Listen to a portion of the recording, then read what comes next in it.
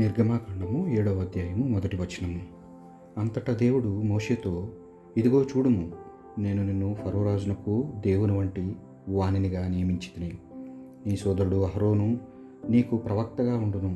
నేను పలుకమని నీతో చెప్పినదెల్లా నీవు నీ సోదరుడకు అహరోనుతో చెప్పుము. అతడు ఆ మాటలను ఫరోతో చెప్పి ఇశ్రాయేలీయులను ఐగుప్తు దేశం నుండి పంపివేయమని అడుగును. కానీ నేను ఫరో హృదయమును కఠినపరుతును. అప్పుడు నేను ఐగుప్తు దేశంలో అనేక సూచక క్రియలను చూపి మహత్తర కార్యములను చేయుదును. ఫరో నీ మాట వినడు. నేను ఐగుప్తు దేశముపై నా బలమును చూపుదును. ఆ దేశీయులను నిశ్చయముగా శిక్షించి నా సేవకులను ప్రజలను అయిన ఇశ్రాయేలీయులను ఐగుప్తు దేశము నుండి తోడ్కొని వచ్చెదను. ఐగుప్తు దేశముపై నా బలము చూపి ఇశ్రాయేలీయులను వెలుపలకు తోడ్కొని వచ్చినప్పుడు ఆ దేశీయులు నేనే ప్రభువునని తెలుసుకుందురు అనెను. మోషే అహరోనులు ప్రభువు మాట తలదాల్చి ఆయన ఆనతిచ్చినట్లే చేసిరి. ఫరో రాజుతో సంభాషించు నాటికి మోషే వయసు 80 ఏండ్లు, అహరోను వయసు 83 ఏండ్లు. ఐగుప్తు దేశమున అరిష్టములు, పాస్కా కర్ర, పామగుట. ప్రభువు మోషే అహరోనుతో మాట్లాడుచు, ఏది మీ అద్భుత శక్తి చూపుడని ఫరో మిమ్మును అడిగిన ఎడల మోషే, నీవు అహరోనుతో నీ కర్రను తీసుకొని ఫరో ముందు పడవేయము, అది పాము అగును అని చెప్పవలేను అని పలికెను. అంతటా మోషే అహరోనులు ఫరో రాజు దగ్గరకు వెళ్ళి ప్రభువు ఆనతిచ్చినట్లుగా చేసిరి. అహరోను ఫరో ముందు అతని కొలువు వారి ముందు కర్రను పడవేశను, అది పాముగా మారెను. అది చూచిన ఫరో రాజు ఐగుప్తునందలి విజ్ఞానులను మాంత్రికులను పిలిచెను. వారు కూడా తమ మంత్రముల చేత ఆ విధముగానే చేసిరి. వారిలో ప్రతివాడు తన కర్రను విసిరివేశను, అది పాముగా మారెను. కానీ అహరోను కర్ర వారి కర్రలన్నింటినీ మృంగివేశెను. అయినప్పటికీ ఫరో రాజు కఠిన చిత్తుడుగానే ఉండెను. ప్రభువు ముందు చెప్పినట్లుగానే మోషే అహరోనుల మాటలు అతని చెవికి ఎక్కలేదు. మొదటి అరిష్టము, నీరు నెత్తురుగా మారుట. అప్పుడు ప్రభువు మోషేతో ఇట్లనెను, ఫరో రాజు కఠిన హృదయుడుగానే ఉన్నాడు. ప్రజను పోనిచ్చుటకు అంగీకరింపకున్నాడు. ఉదయముననే అతడు నైల్ నదికి వెళ్ళినప్పుడు నీవును అతనితో పాటు వెళ్ళము. ఏటి ఒడ్డున అతని కొరకు వేచియుండుము. నీవు వెళ్ళినప్పుడు అంతకుముందు పాముగా మారిన కర్రను కూడా కొనిపొమ్ము. పోయి అతనితో, హెబ్రీల దేవుడైన యావే అరణ్యంలో నన్ను ఆరాధించ నా ప్రజలను పోనిమ్ము అని నీతో చెప్పుటకు నన్ను పంపెను. కానీ ఇంతవరకు నీవు ఆయన మాటలు వినలేదు. కావున ప్రభువు ఇట్లు చెప్పుచున్నాడు, ఇక దీనిని బట్టి అయినా నేను యావేనని నీవు గుర్తింతువు సుమా. నా చేతిలో ఉన్న ఈ కర్రతో నైలు నది నీటిని కొట్టెదను, అది నెత్తురుగా మారును. ఏటిలోని చేపలన్నీయు చచ్చును, నదికంతయు కంపు కొట్టును. నైల్ నది నీరు త్రాగుటకు ఐగుప్తు దేశీయులు ఏవగించుకొందురు. ప్రభువు మోషేతో, నీవు అహరోనుతో నీ కర్రను చేపట్టి ఐగుప్తు దేశమునందలి జలములు అన్నింటిని మీదికి, అనగా నదులు, వాగులు, చెరువులు, ఊటగుంటల మీదికి చేయి చాపుము. వానిలోని నీరెల్లా నెత్తురుగా మారును. చివరకు తొట్టులలోని కుండలలోని ఉన్న నీరు కూడా నెత్తురగును అని చెప్పుము అని పలికెను. మోషే అహరోనులు ప్రభువు ఆజ్ఞాపించినట్లే చేసిరి. ఫరో రాజు అతని కొలువు వారు చూచుచుండగానే అహరోను కర్రనెత్తి నైలు నది నీటిని కొట్టెను. నది నీరంతయు నెత్తురాయెను. నదిలోని చేపలన్నయూ చచ్చెను, అది కంపు కొట్టెను. ఐగుప్తు దేశీయులు నైల్ నది నీటిని త్రాగలేకపోయిరి. ఐగుప్తు దేశమంతటా నెత్తురు కనిపించెను. కానీ ఐగుప్తు దేశీయులైన మాంత్రికులు కూడా తమ మంత్రబలముచే ఆ అద్భుత కార్యమును చేసిరి. అందుచేత ప్రభువు ముందు చెప్పినట్లుగానే ఫరో రాజు యొక్క హృదయము కఠినము అయ్యెను. అతడు మోషే అహరోనులు చెప్పిన మాటలు వినలేదు. ఫరో రాజు ఈ అద్భుత కార్యమును కూడా లెక్క చేయక తన సౌధమునకు తిరిగి వెళ్ళెను. అంతటా ఐగుప్తు దేశీయులు మంచినీటికై ఏటి ఒడ్డు పొడవున గుంటలు తవ్విరి. వారు నైల్ నదిలోని నీటిని త్రాగలేకపోయిరి. యావే నైల్ నది నీటిని కర్రతో కొట్టిన తరువాత 7 రోజులు గడిచెను. 8వ అధ్యాయము. 2వ అరిష్టము, కప్పలు. అప్పుడు యావే మోషేతో, నీవు ఫరో రాజు కడకు వెళ్ళి అతనితో, యావే నీతో ఈ మాటలు చెప్పుమనెను. నన్ను ఆరాధించుటకు నా ప్రజలను పోనిమ్ము.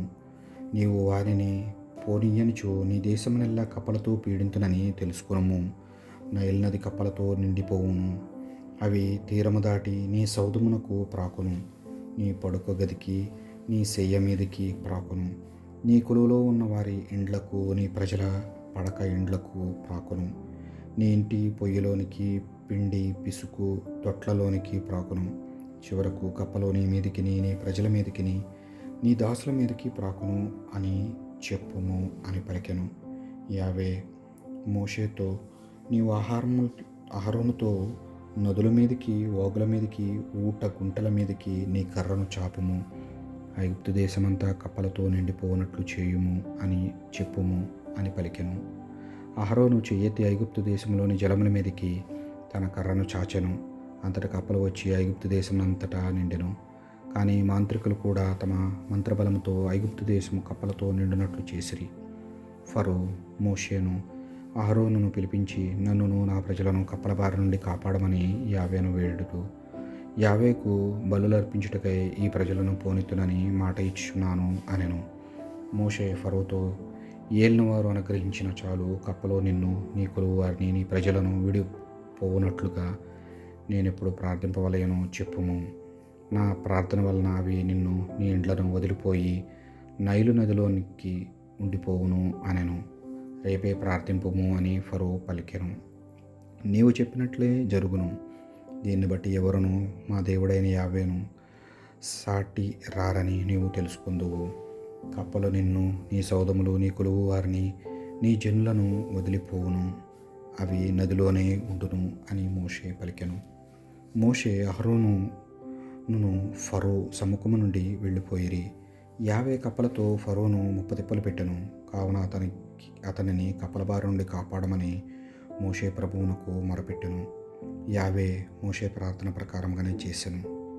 ఇండ్లలో, ముంగిళ్లలో, పొలములలో ఉన్న కప్పలన్నీ చచ్చిపోయాను.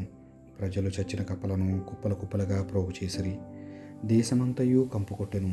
కీడు తొలగి నది కదా అనుకుని ప్రభువు చెప్పినట్లు ఫరో ఎప్పటి మాదిరిగానే కఠిన హృదయుడాయను.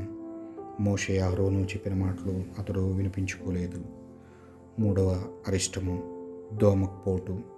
అంతటా యావే మోషేతో, నీవు అహరోనుతో కర్రచాచి నేల మీద దుమ్మును కొట్టుము. ఐగుప్తు దేశమునంతటా ఆ దుమ్ము దోమలుగా మారును అని చెప్పుము అని పలికెను. వారు అట్లే చేసిరి. అహరోను కర్రచాచి దుమ్మును కొట్టెను. అంతటా మనుష్యులకు, జంతువులకు దోమకాటు మొదలయ్యను. ఐగుప్తు దేశంలో నేల మీది దుమ్మంతయు దోమలుగా మారెను. మాంత్రికులు కూడా మంత్రబలముతో దోమలను పుట్టించుటకు ప్రయత్నించిరి. కానీ వారి చేత కాలేదు. దోమలు మనుష్యులను, జంతువులను పుట్టెను. అందుచేత మాంత్రికులు ఫరోతో, ఇది దైవశక్తి వలన పుట్టిన కార్యము అని చెప్పిరి. కానీ ఫరో హృదయం ఇంకనూ బండమారెను. ప్రభువు ముందుగా చెప్పినట్లు అతడు మోషే అహరోనుల మాటలకు చెవి యొక్కలేదు. 4వ అరిష్టము, ఈగపోటు. అంతటా యావే మోషేతో, నీవు వేకున్నే లేచి ఫరో నదికి వెళ్ళినప్పుడు అతని కొరకు వేచియుండుము. అతనితో, యావే నీకిట్లు చెప్పుచున్నాడు, నన్ను ఆరాధించుటకు నా ప్రజలను పోనిమ్ము. నీవు నా ప్రజలను వెళ్ళనీయనుచో నేను నీ మీదకి, నీ కొలువు వారి మీదకి, నీ జనముల మీదకి, నీ సౌదముల మీదకి ఈగల గుంపులను పంపెదను. ఐగుప్తు దేశీయులు నివసించుచున్న ఇండ్లు, వారు నిలిచిన ప్రదేశములన్నీ ఈగలతో నిండిపోవును. కానీ అదే సమయమున నా ప్రజలు నివసించు గోషేను మండలమును మాత్రము కాపాడెదను. అక్కడ మాత్రము ఈగపోటు ఉండదు. ఇట్లు చేసిన గాని ఈ దేశమున అరిష్టములు కలిగించుచున్నది ప్రభుడైన నేనేనని నీవు తెలుసుకొనజాలవు. నా ప్రజలకు నీ ప్రజల నుండి వేరు చేయుదును. రేపే ఈ సూచక క్రియ కనబడును అని చెప్పుము అని పలికెను. యావే తాను చెప్పినట్లే చేశాను. ఈగలు గుంపులు గుంపులుగా ఫరో సైదంలోనికి అతని కొలువు వారి ఇండ్లలోనికి వచ్చెను. అవి ఐగుప్తు దేశమంతటా వ్యాపించెను. దేశమంతయు నాశనమయ్యను. ఫరో మోషేను అహరోను పిలిపించి, వెల్లుడు, ఈ దేశములోనే మీ దేవునికి బలి అర్పింపుడు అని చెప్పెను. దానికి మోషే, అది మంచి పని కాదు.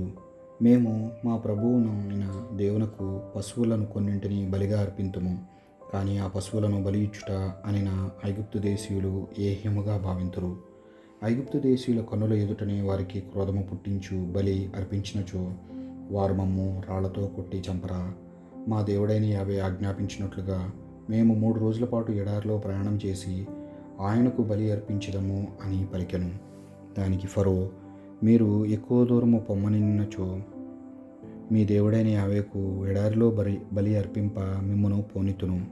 నా కొరకు మీ దేవుని వేడుడు అని పలికెను. అంతటా మోషే, నేను ఇక్కడ నుండి వెళ్ళిపోయిన వెంటనే ప్రభువును వేడుకొందును. రేపు ప్రొద్దుట ఈ ఈగల గుంపులు ఫరోను అతని కొలువు వారిని అతని జనులను వీడిపోవును. కానీ ఫరో మాత్రము మరలా కపట నాటకమాడి ప్రభువునకు బలి అర్పింప ప్రజలను వెళ్ళనీయకుండా అడ్డగింపరాదు అనెను. మోషే ఫరోరాజు సమ్ముఖము నుండి వెడలి యావేను ప్రార్థించెను. యావే అతడు వేడుకున్నట్లే చేసెను. ఈగలు ఫరోను అతని కొలువు వారిని అతని ప్రజలను వీడి వెళ్ళెను. ఒకటి కూడా మిగలలేదు. కానీ ఫరో ఈసారి కూడా కఠిన చిత్తుడై ప్రజలను పోనీయడాయను. 9వ అధ్యాయము. 5వ అరిష్టము, పశునాశనము. అంతటా ప్రభువు మోషేతో వెళ్ళి, ఫరోతో హెబ్రీయుల దేవుడు యావే నీకు ఈ వర్తమానమును పంపెను. నన్ను ఆరాధించుటకు నా ప్రజలను పంపము. నీవు వారిని వెళ్ళనీయకుండా ఇంకను అడ్డగించినచో పొలంలో ఉన్న నీ పశువులు అనగా గుర్రములు, గాడిదలు, ఒంటెలు, ఎద్దులు, గొర్రెలు యావే పంపు రోగము వలన నాశనమైపోవును. వానికి చావు తెగులు తగులును. ప్రభువు ఇశ్రాయేలు పశువుల నుండి ఐగుప్తు దేశీయుల పశువులను వేరు చేయును. ఇశ్రాయేలుల పశువులో ఏ ఒక్కటియూ చావదు. ప్రభువు కాలమును కూడా నిర్ణయించెను. రేపే ఈ దేశమునకు ఈ కీడు మూడునని ఆయన వచించెను అని చెప్పుము అని పలికెను. మరునాడే యావే తాను చెప్పినట్లే చేసెను. ఐగుప్తు దేశీయుల పశువులన్నింటినీ చచ్చెను. ఇశ్రాయేలీల పశువులలో ఒకటి కూడా చావలేదు. ఫరో ఈ ఉపద్రవమును కూర్చి విచారణ జరిపి జరిగినదంతయు గుర్తించెను. ఇశ్రాయేలీల పశువులలో ఒకటి కూడా చావదాయను. అయినప్పటికీ ఫరో హృదయము ఇంకను మొండికెత్తెను. అతడు ప్రజలను పోనీయడాయను. 6వ అరిష్టము, బొబ్బలు. యావే మోషే అహరోనులతో, మీరు గుప్పిళ్ల నిండా ఆవపు బూడిదను తీసుకొనుడు. ఫరో కన్నుల ఎదుటనే మోషే దానిని మింటి వైపు చల్లవలయను. అది సన్నని పొడి అయి ఐగుప్తు దేశమంతటా వ్యాపించి మనుషులకు జంతువులకు బొబ్బలు పుట్టించును. ఆ బొబ్బలు చిదిగి గాయములగును అనెను. ప్రభువు ఆజ్ఞాపించినట్లే వారిరువురు ఆవము నుండి బూడిద తీసుకొని ఫరోరాజు ఎదుట నిలిచిరి. మోషే దాన్ని మింటి వైపు చల్లెను. ఆ బూడిద మనుషులకు జంతువులకు బొబ్బలు పుట్టించెను. అవి పగిలి వ్రణములయ్యను. మాంత్రికులు మోషే ఎదుట నిలవలేకపోయిరి. ఐగుప్తు దేశులందరి వలె వారికిని శరీరమంతటను బొబ్బలు పుట్టెను. కానీ యావే ఫరోను కఠిన గుండె గలవానిగా చేసెను. ఆయన ముందు చెప్పినట్లే ఫరో మోషే అహరోనుల మాటలు వినలేదు. 7వ అరిష్టము, వడగండ్ల వాన. తరువాత యావే మోషేతో, పెందలకడ లేచి ఫరో సముఖమునకు వెళ్ళి అతనితో, హెబ్రీయుల దేవుడగు యావే నీకు ఈ వార్తను పంపెను. నన్ను సేవింప నా ప్రజను పోనిమ్ము. ఈసారి నిన్నును నీ కొలువు వారిని ఈ ప్రజను సకల శిక్షలకు గురిచేయుదును. అప్పటికి గాని సర్వప్రపంచంలో నా వంటి వారు ఎవరినూ లేరని నీకు తెలిసిరాదు. నేను చేయి చేసుకొని నిన్ను నీ జనమును మహారోగములతో పీడించి ఎందునేని నీవు ఈపాటికే ఈ భూమిపై కానరాకుండా నాశనమై ఉండేవాడవు. కానీ నీకు నా బలమును చూపించుటకు, నేల 4 చెరుగుల నా నామమును ప్రసిద్ధి చేయుటకు నిన్ను ప్రాణములతో వదిలి తిని, ఇప్పటికీ నీవు నా ప్రజలను పోనివ్వక నిన్ను నీవు గొప్ప చేసుకొనుచున్నావు. కావున రేపీపాటికి ఐగుప్తు రాజ్యమును స్థాపించిన వాటి నుండి కనీవిరుగని గొప్ప వడగండ్ల వాన కురిపింతును. ఈ పశువులను పొలంలోనున్న సకలమును భద్రపరచుకొనుము. ఇంటికి రాక పొలమునందున్న ప్రతి మనుష్యుని మీద, ప్రతి పశువు మీద వడగండ్ల వాన పడును. పొలంలోని పశువులు జనులు సర్వనాశనమగుదురు అని చెప్పుము అని పలికెను. యావే పలుకులకు భయపడి ఫరో కొలువులోని వారందరూ తమ బానిసలను పశువులను ఇండ్లలో త్వరగా రప్పించిరి.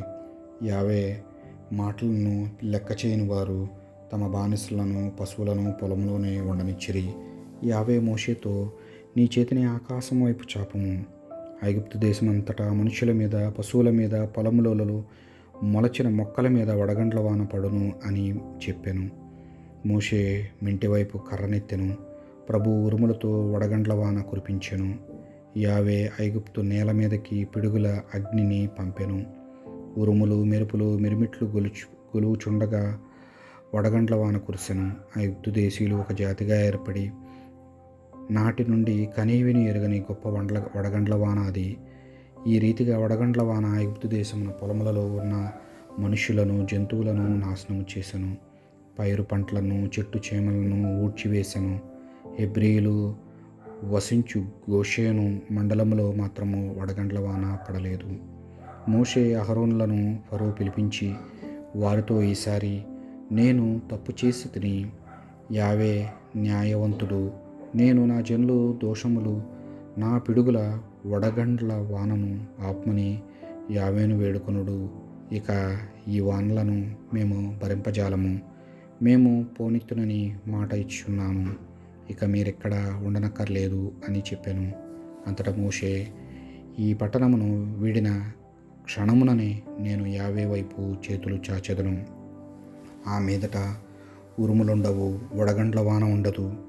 దీనిని బట్టి ఈ భూమండలమునకు అధిపతి యావే అని నీవు తెలుసుకుందువుగాక. అయినను నీవును నీ కొలువువారును మా దేవుడైన యావేకు ఇప్పటికీ భయపడరని నాకు తెలియను అని అనెను. అప్పుడు జనుము పూత పూచియుండెను, యవ వెన్ను తొడిగి ఉండెను. కావున ఆ రెండును వడగండ్ల వలన నాశనమయ్యను. గోధుమలు మిరప మొలకలు ఎదగలేదు, కావున అవి పాడైపోలేదు. మోషే ఫరోను వీడి నగరము వెలుపలికి వెళ్ళెను. అతడు యావే వైపు చేతులు చాచెను. ఉరుములు ఆగెను, వడగండ్ల వాన వెలిసెను. నేల మీద వాన చినుకైనా పడలేదు. వాన పడుట లేదని, వడగండ్ల వాన కురియుట లేదని, ఉరుములో నిలిచెనని తెలిసిన తరువాత ఫరో తిరిగి పాపము కట్టుకొనెను. అతడును అతని కొలువువారును కఠిన హృదయులైరి. మరలా ఫరో కఠిన హృదయుడయ్యను. ఇంతకు మునిపే యావే మోషే ద్వారా చెప్పినట్లుగానే అతడు ఇశ్రాయేలును పోనీయలేదు.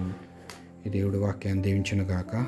పితా పుత్ర పవిత్రాత్మ నామమున ఆమేన్.